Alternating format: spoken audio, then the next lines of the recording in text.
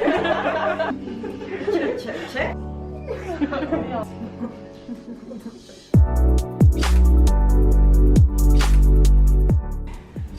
Bonjour, je suis Katie Doléris, tabacologue et diététicienne. Je fais partie du niveau 2. Je travaille pour la ligne de tabac Infoservice depuis 2013. Bonjour, je suis Leslie Tage, je travaille pour Tabac Infoservice pour le niveau 1. Je suis également support d'équipe, j'accompagne donc les équipes et j'assiste la manager. Quand l'appelant va faire le numéro du 3989, de prendre la décision de soit le mettre en appel d'urgence pour qu'on puisse les rappeler rapidement, soit leur programmer un rendez-vous. Après, ils vont aussi nous permettre d'avoir une petite synthèse de ce qui nous attend dans notre rendez-vous, qui va nous permettre de créer du lien avec l'appelant.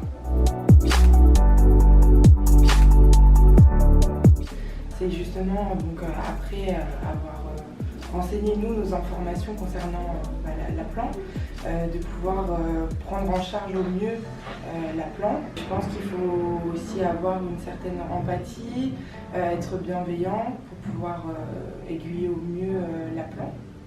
Donc c'est les accompagner également durant leur suivi, être attentif à leurs besoins. Donc je dirais que la qualité principale, ça va être une grande écoute justement du patient.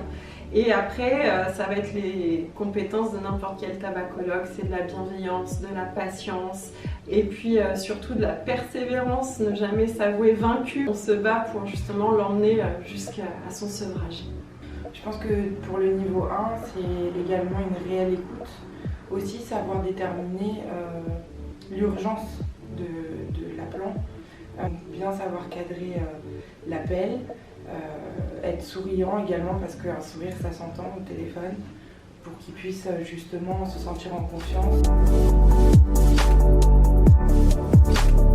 Donc c'est surtout bien gérer notre timing pour réussir à faire des consultations de qualité, mais aussi prendre les urgences en plus. Donc vraiment effectivement c'est jongler là-dessus. Après, c'est bien sûr créer de l'alliance thérapeutique avec le patient, c'est-à-dire que le patient se sente en confiance comme il pourrait l'être en consultation en face à face. Les challenges que nous rencontrons pour le niveau 1, donc c'est surtout, parfois on a des appels qui sont durs, il faut savoir accompagner l'appelant, le rassurer, lui dire que ça va aller et qu'il ressente vraiment qu'on a une certaine empathie, qu'on est à son écoute et qu'on l'encourage. Et que même si par exemple il y a des rechutes, c'est pas grave, il ne faut pas culpabiliser, que l'appelant va y arriver, du moins qu'on l'encourage.